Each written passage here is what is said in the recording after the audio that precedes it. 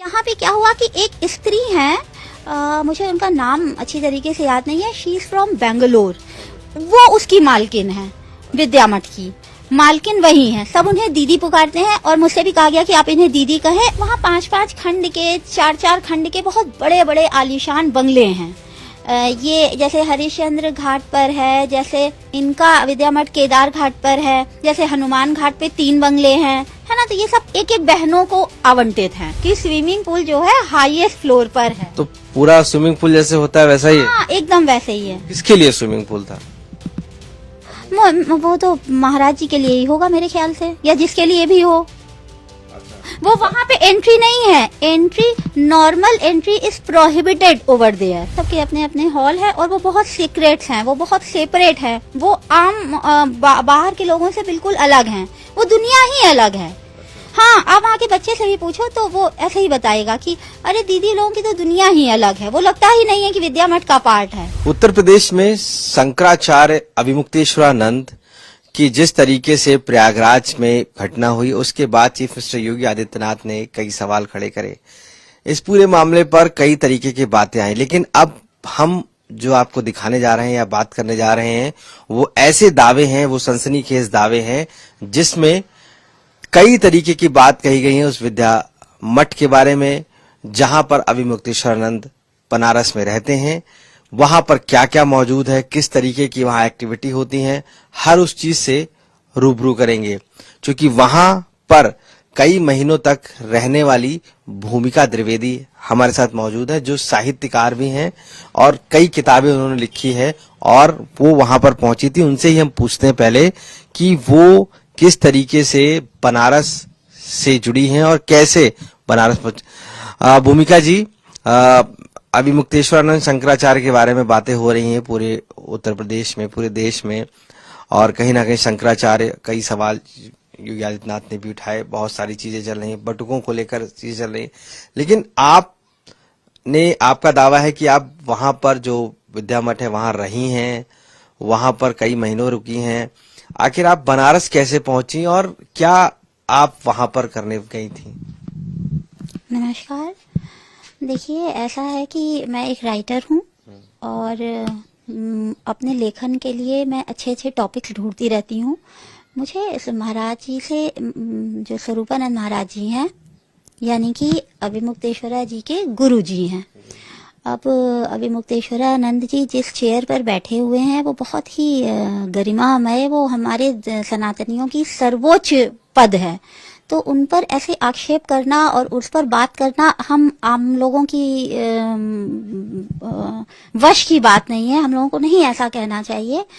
लेकिन चूंकि उनके महाराज जी, उनके स्वयं के जो गुरु हैं, उनसे हम लोगों के पारिवारिक संबंध 70-80 साल के हैं। कैसे? मेरे ग्रैंडफादर के वो मित्र थे और मुवक्किल भी थे, क्योंकि मेरे ग्रैंडफादर इलाहाबाद हाई कोर्ट में जज की चेयर तक आए थे, सीनियर एडवोकेट रहे हैं, बरसों बरस उन्होंने वहां वकालत की है। तो स्वरूपानंद महाराज जी का उनका बहुत गहरा नाता रहा है और मेरे बाबा ने 50 साल करीब कल्पवास किया है स्वरूपानंद जी के साथ। प्रयागराज में कुंभ मेले में कल्पवास होता है, 1 महीने का स्टे होता है संगम के तट पर, रेत में और ओस में रहना पड़ता है, क्वाइट डिफिकल्ट लाइफ होती है वो। तो उसमें बाबा रहते थे, तो हम लोग का इनके गुरु जी से नाता रहा है, ठीक है। तो जब मेरा उपन्यास आया, क्योंकि मैं उनके सामने ही जन्म हुआ है मेरा, मेरे माता पिता तक उनके बच्चे हैं, तो स्वरूपानंद महाराज जी मेरे ग्रैंडफादर की जगह पर आते हैं। तो उनके पास जब भी, मतलब मैं दिल्ली आ गई हूँ और मैं उनकी बच्ची ही हूँ, तो मैं उनके पास लेकर अपना नॉवेल, वो वाला गई माणिक कौल आया था उस वक्त, क्योंकि वो आखिरी बार ही आए थे। देखिए, ये भी संयोग की बात है कि वो उनका आखिरी विजिट था इलाहाबाद, प्रयागराज। तो वो आए तो मैं बहुत खुश पहुंची, और वैसे भी वहां पे स्नान करना जो है बहुत अनिवार्य होता है हम सभी सनातनियों के लिए, तो हम लोग वहां पे माघ के महीने में जरूर ही जाते हैं। तो मैं उनसे जब गई स्नान के लिए भी, और हमने कहा कि महाराज जी मैं किताब लिखने लगी हूँ और ये देखिए, तो उन्होंने कहा हाँ मुझे पता चला तुम दिल्ली चली गई हो, कैसी हो बेटा, क्या है, ये सब है। तो जो मेरा लेटेस्ट नॉवेल उस समय आया हुआ था माणिक कौल, तो मैंने उन्हें दिखाया, मैंने कहा ये मैंने कश्मीर पर लिखा है, देखिए। तो बहुत खुश हुए, पन्ने वन्ने पलटे उन्होंने, बड़ी अच्छी बात है। और उसमें चूंकि एड्रेस उसमें लिखा रहता है परिचय में कि ये इसका 5वां उपन्यास है और इतनी किताबें लिख चुकी है, ये सब बहुत खुश हुए। तब उन्होंने कहा कि तुम बनारस पर लिखो, काशी पर लिखो, प्रयाग पर लिखो, कश्मीर जाने की क्या जरूरत है। बहुत प्यार से उन्होंने कहा इस तरह से। यानी उन्होंने कहा एक तरीके से बनारस पर आप लिखिए। तो एक प्रेरणा रही, और क्योंकि वो कह रहे हैं तो वो आदेश हो गया। तब अब मेरे दिमाग में ये बैठ गया कि भाई मुझे जाना है, हर हाल में जाना ही है। ये 19 की बात है मेरे ख्याल से। फिर 1-2 साल तक सोचते रहे कि हाँ भाई जाना है। और भी चूंकि जब हम लोग लिख रहे होते हैं ना, तो हम लोग के पेंडिंग ही बहुत काम रहते हैं। 2-1 साल तो पेंडिंग वाले ही काम। अभी आज की तारीख में भी आप पूछिए तो मेरे पेंडिंग में ही 5 किताबें कहीं ना कहीं प्रोसीजर में हैं। तो मैंने कहा कि हाँ ठीक है, ये करेंगे। तो 22 में मैं गई वहां पर। 22 पे मैं बनारस में 2022 में आप वहाँ बनारस गई 2022 में। और मैंने वहां बताया कि भाई मुझे महाराज जी से मैं कहीं ना कहीं मतलब इस तरह से कनेक्टेड हूँ और मुझे यहाँ पर किताब लिखना है बनारस पर, बनारस की पृष्ठभूमि पर। तो आप बताएं कि क्या कर सकते हैं। तो उन्होंने कहा हाँ, चूंकि महाराज जी वहाँ, ये आपके जो अविमुक्तेश्वरा जी हैं, ये वहां पर मौजूद नहीं थे और इनसे मैं मुखातिब कभी हुई भी नहीं हूँ। लेकिन जो वहाँ का मैनेजर था वो थे वहां पर। क्या नाम था उसका? वो संवन मिश्रा, नाम तो पता नहीं है, संवन मिश्रा जी। तो उन्होंने रजिस्टर में नाम नोट किया और उन्होंने कहा ठीक है, कितने दिन रहेंगी और ये है वो है। मतलब काफी अच्छी वाइब्स नहीं आई उसकी मेरे ऊपर, मुझे मतलब नहीं अच्छी लगी। तो फिर भी मैंने कहा कि भाई बनारस में रहना तो है ही, और बनारस में हर साल जाती हूँ 1 आध दिन के लिए। नीलाभ जी का शांति हवन करना है, कुछ भी 1 दिन के लिए मैं जाती ही रही हूँ। तो वो पता नहीं चलता है बनारस क्या है। वो तो घाट पर बस शांति हवन किया, चली आई। उसके पहले मैं लक्ष्मण दास गेस्ट हाउस में भी रुकी हूँ 1-2 साल। Laxman Das guest house BHU का पर्सनल गेस्ट हाउस है, बनारस यूनिवर्सिटी का। तो प्रोफेसर किसी ना किसी से कह दो कि भाई मुझे यहाँ रुकना है तो वो रुकवा देते हैं। उसका बिल भी मैं पेमेंट कर करके आई हूँ। वो लोग मना भी करते रहे हैं कि नीलाभ के काम से आई हो, बच्ची हो, क्यों पेमेंट करोगी, पर मैं पेमेंट करती हुई आई हूँ हमेशा। तो अब की बार मैं यहाँ रुकी और मुझे थोड़ा लंबा रुकना था। तो फिर मुझे यहाँ पर रहने लगे। और बनारस का इतना अट्रैक्शन है और इतना उसमें मतलब कशिश है उस शहर की कि वो आपको छोड़ता नहीं है। JNU की टाइप्स है वो। तो आप जब वहां पर गई विद्या मठ में, क्या आपने शुरुआत में ऑब्जर्व किया जो आपके दावे हैं, आपके हिसाब से क्या अंदर मिला आपको जो नहीं जानते हैं लोग? सबसे पहले तो मैंने ये सोचा था कि ये एक ब्रह्मचारी जी का आश्रम है। यहाँ पे ब्रह्मचारी जी रहते हैं, कोई साधु। तो मेरे दिमाग में साधु का मतलब है स्वरूपानंद महाराज जी, जो कि बिल्कुल ओपन रहते हैं। कोई भी भक्त कभी भी उनसे मिल सकता है और अपनी कोई भी बात कह सकता है, और वो हमेशा पुरुषों से घिरे रहते हैं। लेकिन यहाँ ऐसा नहीं था। यहाँ पे क्या हुआ कि एक स्त्री है, मुझे उनका नाम अच्छी तरीके से याद नहीं है, शी इज फ्रॉम बेंगलोर। वो उसकी मालकिन है, विद्या मठ की मालकिन वही है। सब उन्हें दीदी पुकारते हैं और मुझसे भी कहा गया कि आप इन्हें दीदी कहें और इनका पैर छुएं। तो मुझे पैर छूना, सबका पैर हम लोग नहीं छूते। अब इसमें ब्राह्मण लड़की है ये बात नहीं है, हम लोगों से पैर वैसे ही कोई नहीं छुआता है। तो मैंने पैर, क्या नाम था उनका पूर्ण? मुझे नाम उनका ध्यान नहीं है अच्छी तरीके से। उनका ओरिजिनल नाम कुछ और है और वहां उनको उनके महाराज जी ने कोई और ही नाम दे रखा है। तो पता चला ये इसकी मालकिन है। कुछ भी यहाँ आपको चाहिए, एक पत्ता भी अगर हिलेगा तो वो मालकिन ही कहे या मालकिन के आदेश से या उनकी अनुमति के बगैर नहीं होने वाला है, ऐसा है। तो मैंने कहा कि ब्रह्मचारी जी हैं वो, तो फिर ये इनकी कौन है। तो अब चूंकि मैं वहां रहने लगी, सुबह शाम का मिलना, सुबह शाम देखना है, तो फिर मैंने इनसे खुद ही बात करना सोचा कि मैं इनसे खुद ही बात करूंगी। और तो उनकी बहनें हैं, अविमुक्तेश्वरानंद जी की और भी बहनें हैं, लेकिन वो अलग अलग बंगले में हैं। बंगले मतलब किस तरीके के बंगले? वहाँ 5-5 खंड के, 4-4 खंड के बहुत बड़े बड़े आलीशान बंगले हैं। ये जैसे हरिश्चंद्र घाट पर है, जैसे इनका विद्या मठ केदार घाट पर है, जैसे हनुमान घाट पे 3 बंगले हैं, है ना। तो ये सब एक एक बहनों को आवंटित हैं। इन्होंने बंगले दिए हैं क्या? हाँ, इन्हीं ने ही दिए हुए हैं। कैसे खरीदे हैं, किस अधिकार से दिए हैं, कैसे, ये मुझे नहीं पता। तो बंगले किसको किसको दिए हैं इन्होंने? हाँ, बहनों को दिए हैं। एक बड़ी वाली बहन को, ये पहला वाला है जब उधर से आओ विद्या मठ से हनुमान घाट की तरफ, फिर अगला वाला जाओ तो फिर वो वाला उनकी दूसरी वाली बहन को है, जो कि वहाँ पढ़ाती भी है विद्या मठ में संस्कृत पढ़ाने की। क्या नाम है उनका? यार सबका नाम मुझे याद नहीं आ रहा है, 4 साल की बात हो गई है, नाम मुझे ध्यान नहीं है। तस्वीरें मैं दिखा पाऊंगी कि ये वाली हैं। ठीक है, वो वहाँ रहती हैं। वो एक भांजे को भी उन्होंने एक बंगला दे रखा है, भांजे को भी दिया हुआ है, और एक बहनोई है उनको भी दे रखा हुआ है, बहनोई को भी बंगला दिया हुआ है। हाँ, तो सबके बंगले, सबको एक एक, 4-4, 2-2, 3-3, सब को पूरे। अभी तो ये लेटेस्ट खबर जब चल रही है तो मुझे पता चला है कि भला 22 उन्होंने और खरीद लिए हैं। 22 बंगले। ये आपका दावा कैसे हम मान सकते हैं कि 22 खरीदे? मतलब आपके पास हाँ, जानकारी, कैसे पुख्ता जानकारी है? जो मैंने अपनी आंख से देखा है और जिनमें उनकी बहनें आधिपत्य उनका है, वो तो मैं दिखा सकती हूँ। 22 का तो मैं नहीं दिखा सकती हूँ। सुना हुआ है कि उन्होंने, अब जब वो पूर्ण रूप से आसन पर बैठ गए हैं तो उन्होंने ले लिए। शंकराचार्य जब हाँ हो गए हैं फुल, तब ये मैं तब की बात बता रही हूँ जबकि महाराज जी जीवित थे, तब ये फुल नहीं थे अथॉरिटी वाले, तब की बात है जो मैंने देखा है। मैं आपको वो बंगले दिखा सकती हूँ कि ये इनकी ये वाली बड़ी बहन रहती हैं।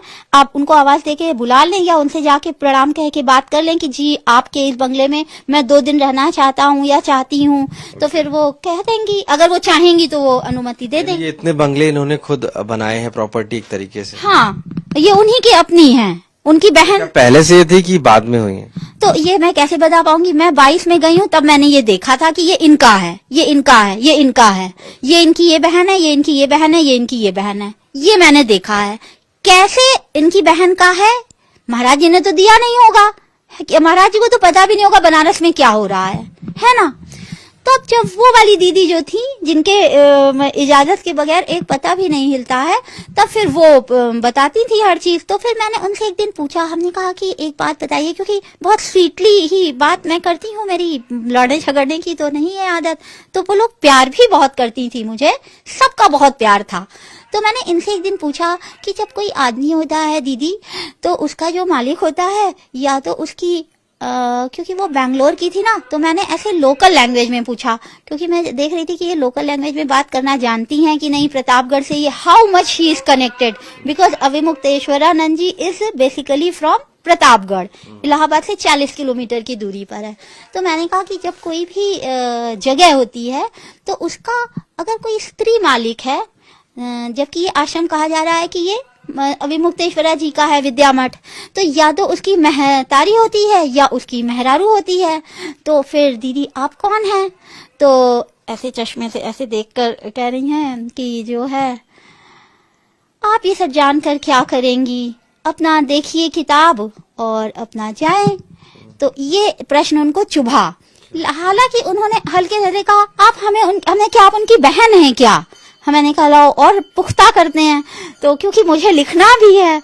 तो उन्होंने कहा नहीं बहन नहीं, सखी मान लीजिए आप। सखी अविमुक्तेश्वरानंद की? हाँ, बोली आप मुझे सखी मान लीजिए, बस इतना। तो मैंने कहा ठीक है। तो अब इन्होंने बताया होगा अविमुक्तेश्वरा जी को कि भाई वो ये पूछ रही थी कि मैं कौन हूँ, ये बात इन्हें पसंद भी नहीं आई होगी, मुझे जहां तक लगता है। तो फिर यही देखा कि मालकिन तो वही है, जब तक वो नहीं है, हो सकता है वो आ जाएं। तो वो बहन भी और साथ में अंदर रहती थी?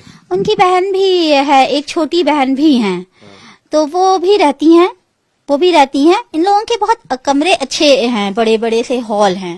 बड़े बड़े से हॉल कैसे, किस तरीके से हैं? मतलब उसमें कारपेट भी, जैसे कि नीचे जब आप जाएंगे तो वो एक साधु का ऑर्डिनरी है, हालांकि ऑर्डिनरी नीचे वाला भी नहीं है, पूरा संगमरमर का है, बहुत अच्छी अच्छी फर्शें हैं, वहां भी कालीनें अच्छी बिछी हुई हैं। लेकिन इन लोगों के यहाँ एलईडी टीवी लगे हुए हैं, सीसीटीवी के सारे, जहाँ जो जो हो रहा है वो है।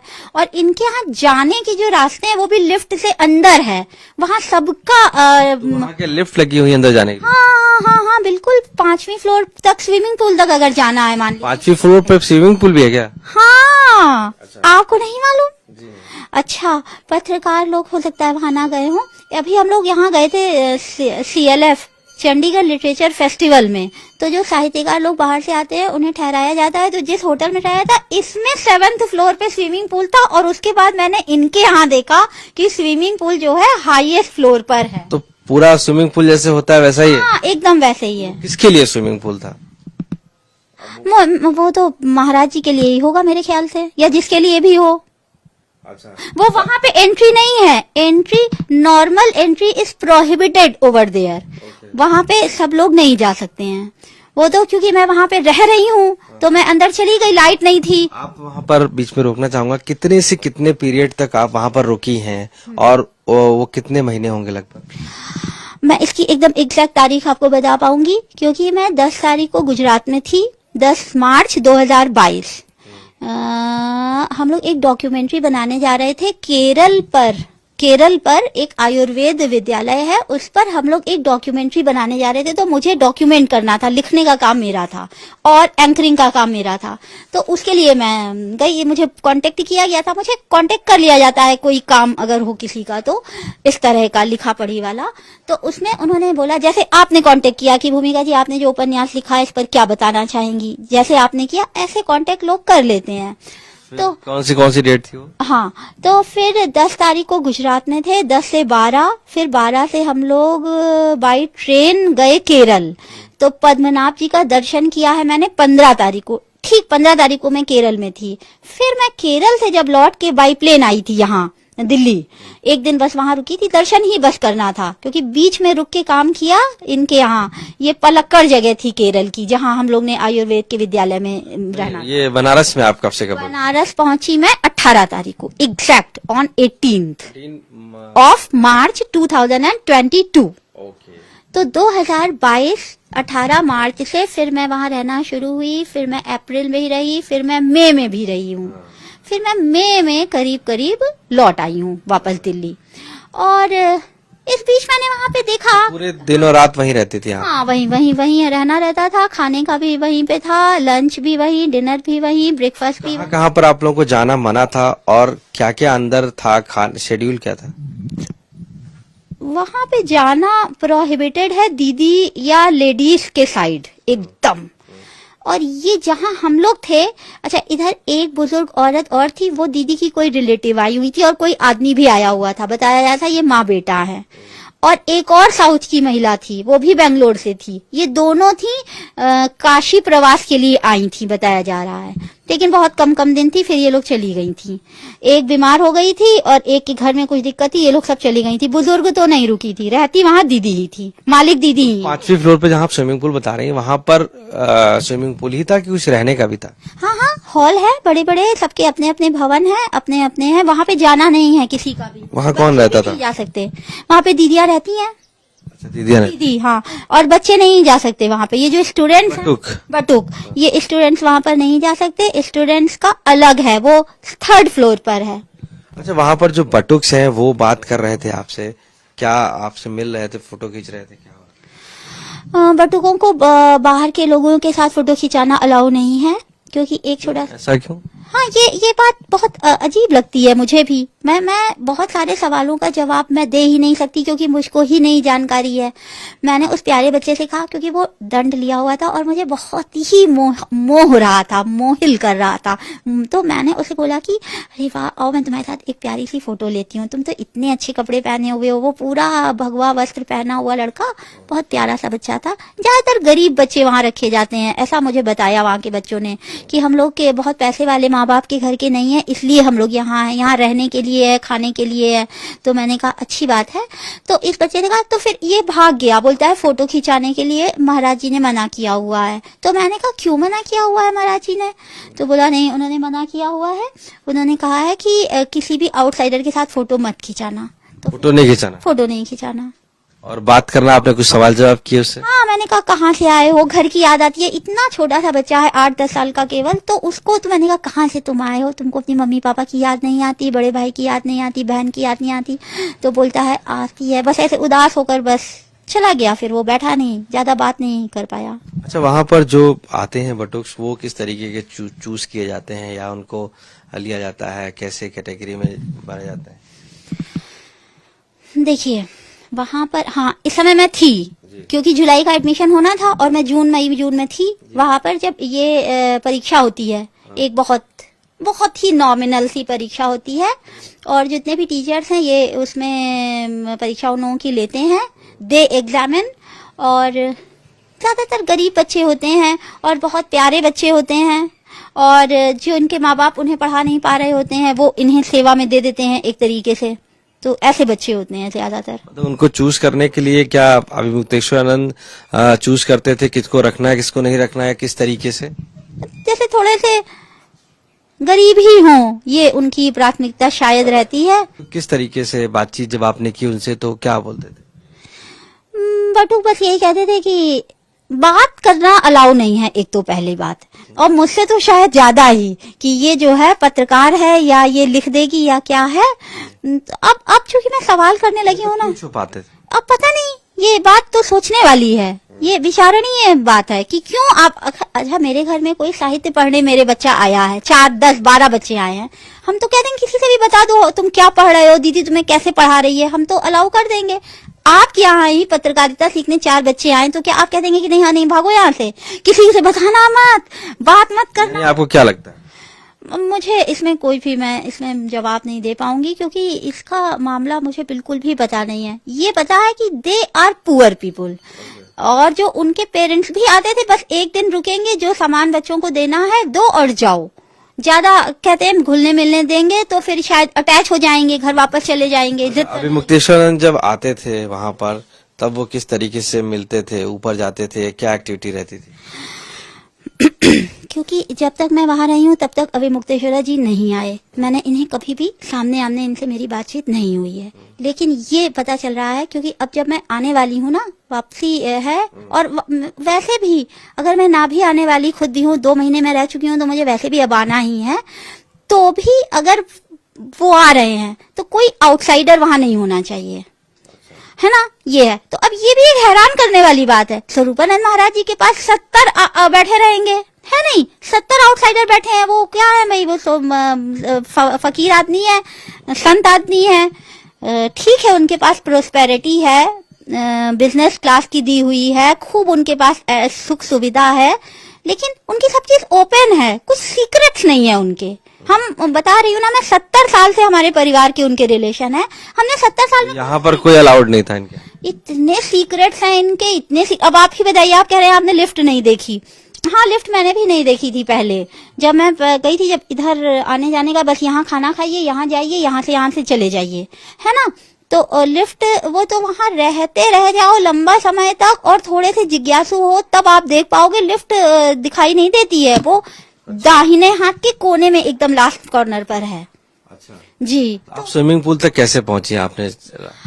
उस दिन ये हुआ था कि जो इनका रसोइया है वो हो गया था बीमार या चला गया था गांव, ठीक है। तो अब सब लोग खाली बैठे हैं कि खाना में आज देर लगेगी, तो बच्चों को लगा दिया गया तुम लोग खाना बनाओ। तो उन्होंने कहा दीदी खाना मतलब आप भी मतलब बटुकों ने सारे बटुकों की रिस्पॉन्सिबिलिटी है कि तुम ही खाना बनाओगे, चाहे गेस्ट हो चाहे जो, सबको खिलाओगे, जबकि बच्चे बहुत छोटे हैं वो कैसे बना पाएंगे। लेकिन उनमें जो बड़े हैं उनकी ड्यूटी लग गई। तो एक बोरा आलू जो है वो उबालने को चढ़ा दिया, आप सारे लोग आलू छील रहे हैं बैठ के, सारे बच्चे गोला बना के, तो हम भी बना रहे हैं, छील ही रहे हैं। फिर मैं ऊब गई, अंधेरा बहुत था, एक तो उनका किचन जिधर है उधर अंधेरा बहुत है, तो मैं थक गई। फिर मैं उठ के गई, तो मैं उठ के जब गई तो अब सारे लोग इधर हैं, सब लोग खाना बनाने में लगे हुए हैं, तो किसी को पता नहीं है कि कौन कहाँ जा रहा है, वरना तो सिक्योरिटी ये लोग मना कर देते हैं, उधर मत जाइए, उधर मत जाइए।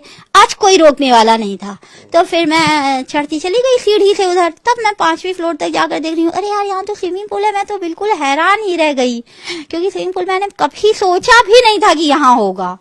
और ऊपर क्या क्या आपने देखा उस दौरान? स्विमिंग पूल का हॉल है या किसी के रहने का? हाँ, सबके रहने के, मैंने आपको उनके रहने का बता ही दिया, सबके अपने अपने हॉल है और वो बहुत सीक्रेट्स हैं, वो बहुत सेपरेट है, वो आम बाहर के लोगों से बिल्कुल अलग हैं, वो दुनिया ही अलग है। हाँ, आप वहाँ के बच्चे से भी पूछो तो वो ऐसे ही बताएगा कि अरे दीदी लोगों की तो दुनिया ही अलग है, वो लगता ही नहीं है कि विद्या मठ का पार्ट है विद्या मठ में, लेकिन अलग हिस्सा है उसका, वो एकदम सेपरेटली बनाए गए हैं। लिफ्ट से अंदर जाओ, उधर जाओ और छुप कर है सब, वो उधर कोई भी जा नहीं पाता है। अच्छा, उसमें कौन सखी लोग रहती थी, कौन रहता था? हाँ, सखी जी उनमें रहती है, उन्होंने खुद ही बताया मैं उनकी सखी हूँ, वही रहती हैं और मालकिन हैं, और वो दान वही देंगी, दक्षिणा वही देंगी, साड़ी बांटती हैं, जैसे वही नहीं, जैसे किसी की माँ हो, किसी आश्रम, आपके घर में आपके यहाँ कोई आया हो तो कुछ गिफ्ट देना हो तो या आपकी माँ देगी या आपकी बीवी देगी, या बड़ी बहन घर में रहती हो वो देगी, है नहीं, तो वो देती हैं। अच्छा। अब बहन तो वो नहीं है, उन्होंने कहा, मैंने कहा आप उनकी बहन है, तो बोली नहीं मैं उनकी बहन नहीं हूँ। अच्छा। तो ये हुआ, तो फिर वो साड़ियां भी बांटती हैं पूरे मोहल्ले को, जो जाता है वो बिल्कुल दानवीरा की तरह बैठी रहती हैं वहां पर। तो ये लोग इनकी सखी हैं, और कितनी वहां पर महिलाएं थी ऐसी जो आपने पाई या देखी लगभग? ये अकेली हैं। अच्छा। मालकिन तो ये अकेली हैं और हेड ऑफ द विद्या मठ है, she is the only person.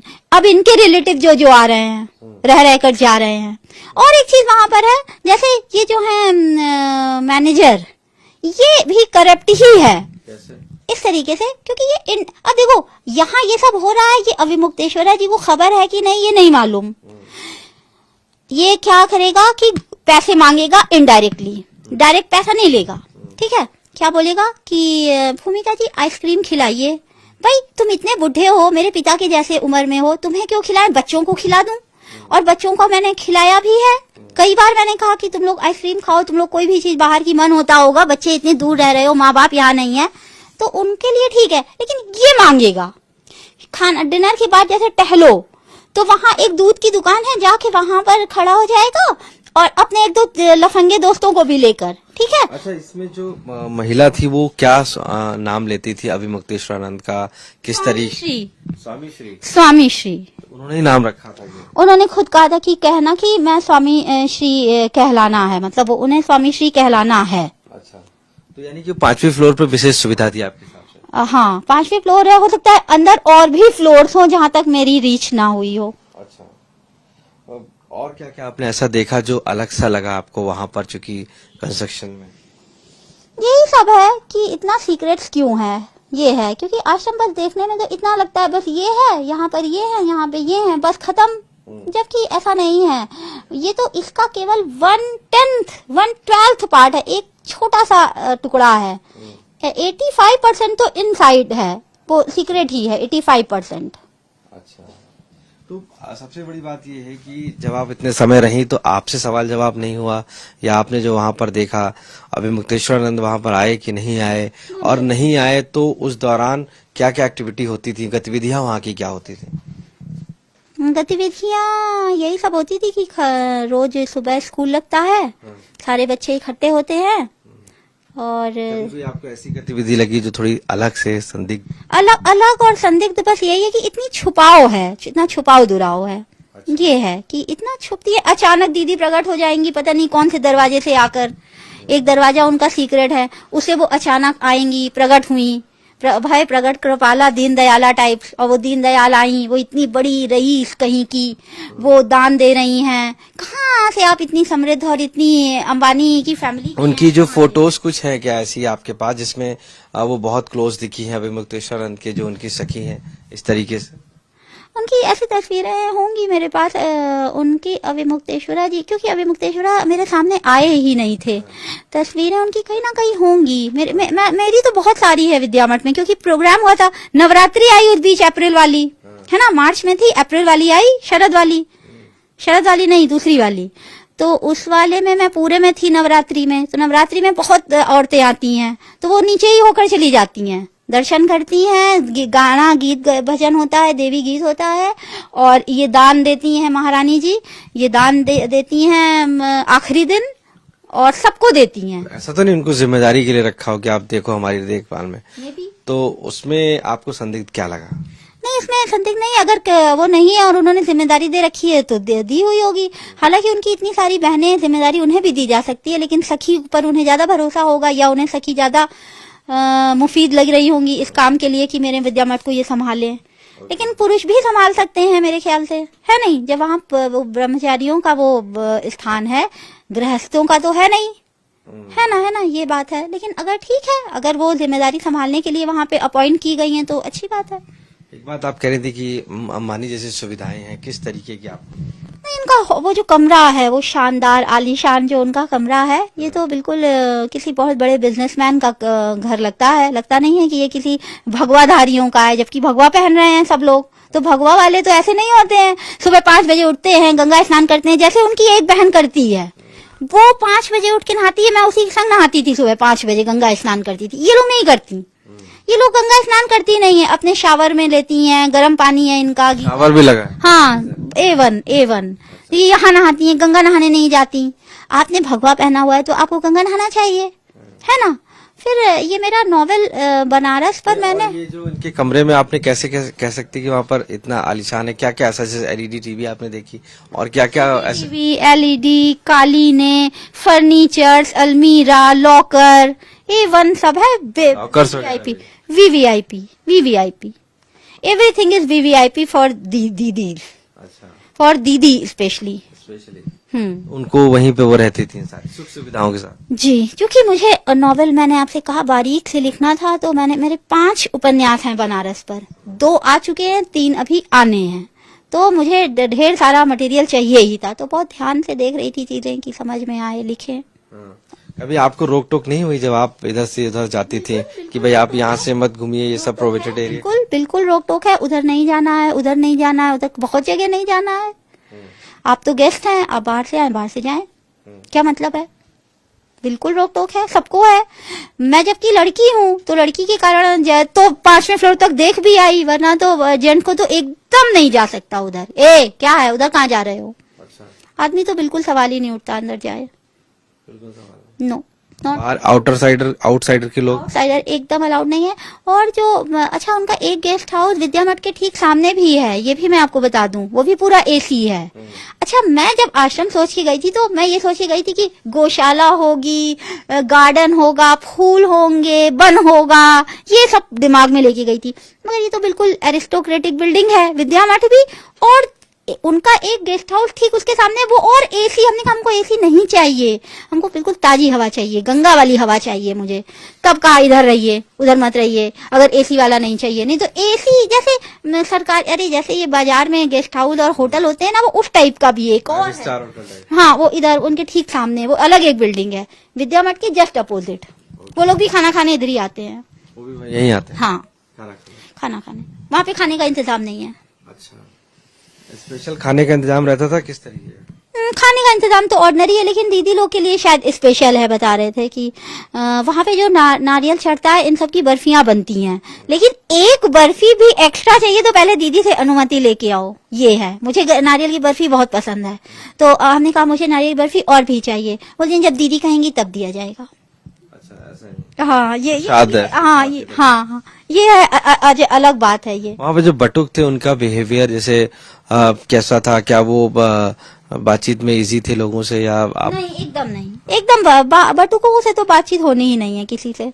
वो तो बिल्कुल उनकी जिम्मेदारी है अभिमुक्तेश्वरा जी की, टीचर्स स्टाफ की। देखा होगा यौन शोषण का आरोप लगा है एक, और उस पे जांच पुलिस ने मुकदमा भी दर्ज किया है। करेंगे बारीकी से, मुझे पूरा विश्वास है कि जो बात सही है वही सामने निकल के आएगी। अगर उन्होंने ऐसा कुछ किया है तो बिल्कुल बच्चों को बताना चाहिए, बच्चों को बिल्कुल निर्भय होकर बताना चाहिए। बच्चों को किसी दबाव में, अगर इन्होंने उनके पेरेंट्स से कह दिया, पेरेंट्स बच्चों से कह देंगे कि बिल्कुल ना बोलना कुछ नहीं, तो अगर फ्री होकर वो बात करें, मेरे ख्याल से तो जो सही बात है वो आनी चाहिए। अगर वो दोषी हैं तो भी सामने आना चाहिए, नहीं दोषी हैं तो भी आना चाहिए। ये है मेरे ख्याल से। जो बच्चे बाहर चले गए हैं ना, इनसे पूछा जाए। बाहर कहाँ चले गए? जैसे बच्चे वहाँ नहीं भी रुकते थे। हाँ, कुछ बच्चे जो हैं वो वहाँ नहीं रुके, ऐसे भी हैं। अब चूंकि फिर वही बात है, 4 साल हो गए, नाम मुझे याद नहीं रह गए हैं सबके, लेकिन कुछ बच्चे ऐसे हैं जो पेमेंट करके बाकायदा बाहर रहने का इंतजाम करके पैसा दे के रह रहे हैं, लेकिन अंदर नहीं रहते। क्यों, क्या वजह आपको लगती है? मुझे कोई वजह नहीं लगती, मुझे कोई वजह समझ में नहीं आती। जब पूछो, अरे बस हम चले आए। जब मैंने पूछा, क्योंकि मैं इतने दिन रही थी, मुझे एक एक आदमी बंदा जानता है वहाँ का, एक एक बंदा मुझे जानता है। क्योंकि जो व्यक्ति 2 महीना पूरा रह रहा है, सुबह सुबह 5 बजे गंगा नहा के आती है, पूजा करती है, बहुत ही स्ट्रिक्ट लड़की है वो, और बहुत प्यार से सबसे मिलती है अगर बात कर रही होती है तो। और वो राइटर दीदी हैं, ये भी है। तो उसमें मैंने बाहर के लोगों से बात की, अभी भी बात होती है कभी कभार। नमस्ते दीदी, कैसी हैं आप, कोई स्टेटस लगाओ तो बताएंगे कि हाँ ये अच्छा है, ये नहीं अच्छा है, अच्छा आप बनारस क्यों नहीं आती हैं, दोबारा बुलाते भी हैं। तो फिर मैंने उन लोगों से कभी कभी पूछने की कोशिश की कि तुम लोग जो हो क्यों छोड़ आए, तो कुछ भी बताते ही नहीं है। वहाँ के जो गार्ड लोग अरे शहर में रहते हैं क्या, आपको लगता है? स्ट्रिक्ट, हाँ इंस्ट्रक्शंस है ना, किसी भी इंस्टीट्यूट में, हॉस्टल में भी बच्चे रहते हैं तो बहुत इंस्ट्रक्शंस होते हैं, तो उन्हीं के तहत नहीं बताते होंगे। उनका तो बेचारों का ये जो है ना मैनेजर, ये उसका सब सामान ले लेता है बच्चों का। जैसे कि बच्चे कुछ भी अपने लिए, तेल भी सिर में लगाने का हमको पैसे देते थे कि दीदी आप बाहर जा रही हो, हमारे लिए ऑयल ले आना, हेयर ऑयल ले आना, क्योंकि मैं तो बाहर जाती थी, मैं तो, वो लोग तो बाहर अलाउड नहीं है जाना उनका, हम तो जा सकते हैं।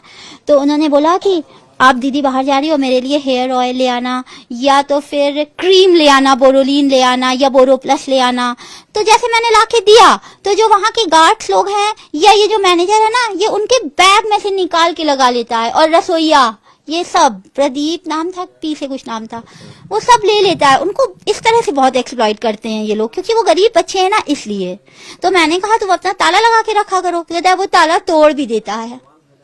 उनको एक एक बैग मिलता है, अलमारी एक को कई, एक बच्चे एक अलमारी बहुत सारे बच्चों की होती है, तो ताले की चाबी। अभिमुक्तेश्वरानंद वहाँ रहते थे, आते थे, उस दौरान का माहौल कैसा रहता था? तो मैंने वो माहौल नहीं देखा, क्योंकि वो जब आए हैं तो मैं वहाँ नहीं थी। मैं जब तक वहाँ थी तब तक अभिमुक्तेश्वरा जी वहाँ नहीं थे। आपके फोटोग्राफ्स हमने देखे कई वहाँ पर सखियों के साथ में, वो कौन कौन लोग हैं? उनकी सारी बहनें हैं, उनकी केवल बहनें नहीं है, बहन की बहुएं भी हैं, भांजे की बच्चे बीबी भी है, बहुत सारे लोग हैं। सर रिलेटिव सारे उनके एकदम पक्के रिलेटिव्स हैं, और दीदी के रिलेटिव्स हैं।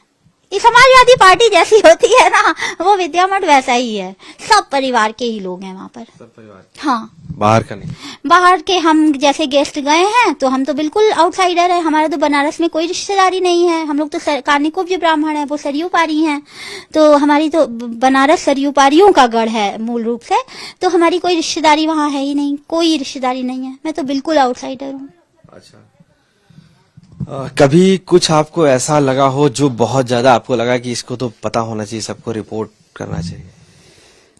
मैं बस इसी बात को बार बार कहती भी थी कि इतना सीक्रेट और इतना छुपाओ दुराओ क्यों है, why they are too secret, why secret क्यों रखना। मैं तो कोई चीज, नीलाप कोई चीज सीक्रेट नहीं रखते, मेरे ग्रैंडफादर कोई चीज सीक्रेट नहीं रखते, स्वरूपानंद महाराज जी कुछ सीक्रेट नहीं रखते। मैं और भी मठों में देखती हूँ कि सीक्रेसी बहुत नहीं है, हालांकि बनारस में और जगह भी है, हो सकता है बनारस का ये कल्चर हो कि सीक्रेट चीजें रखनी चाहिए।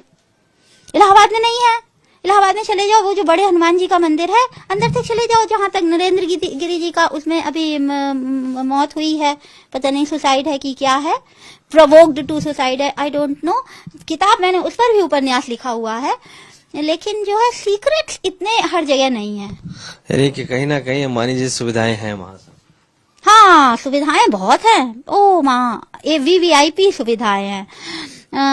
मैंने अपने उपन्यास में, इसी अखाड़ा उपन्यास में एक जगह लिखा है कि उसमें वो लड़का है बहुत यंग, वो उस पत्रकार से बोल रहा होता है, कहता है कि आपको मैडम कोई दिक्कत नहीं है, आपको खाना मिल रहा है, आप प्रेम से खा रही हैं, सो रही हैं, हमें खाना जब मिलता होता है तो हमें कईयों का भोजन बनना पड़ता है, तब हमें भोजन मिलता है। तो इसके हिडन मीनिंग्स निकाले जा सकते हैं अगर चाहो। मेरे उपन्यास में ये छपा हुआ है, जो छप चुका है उपन्यास में, उसकी बात कर रही हूँ। तो हो सकता है ऐसा कुछ हो, वहाँ हो सकता है, जांच का विषय है। और फिर वो जो जांच करने के लिए लगा ही दिया गया है, अब तो दूध का दूध और पानी का पानी निश्चित रूप से आ जाएगा, और मैं चाहती हूँ आ जाए। ठीक है।